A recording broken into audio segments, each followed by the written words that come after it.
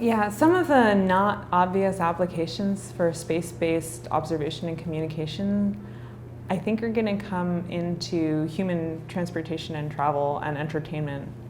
I think we will be using automated systems to get ourselves and our products and services from point to point increasingly, and we'll be dependent on space-based assets to provide kind of a lay of the land of the environment that we'll be having our autonomous systems navigate through, in addition to providing media and communications services for supporting the data crunching that needs to go on to be able to do the navigation. And then there's also the entertaining and communication of the humans who are no longer actively driving these systems.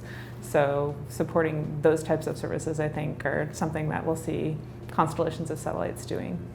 And I think as the demand for bandwidth increases, we tend to address that by moving towards higher frequencies in our cell services. So everything that we're doing is moving towards higher frequencies, increasing our bandwidth.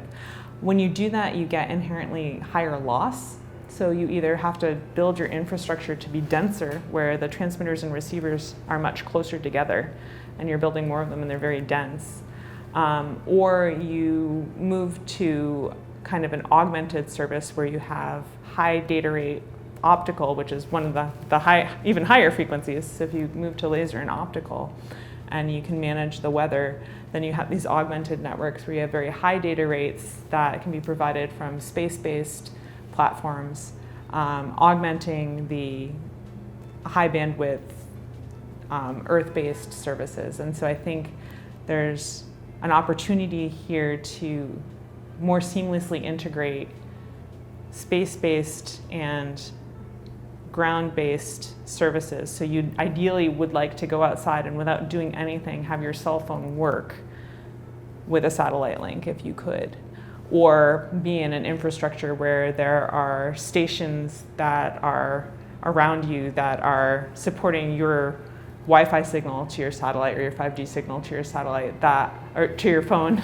rather, not, so that are supporting, so you have these systems around you where you're supporting your 5G or Wi-Fi signals to your phone that are from satellite services, so not dependent on ground-based networks, which, in the event of weather or severe natural disasters, go down.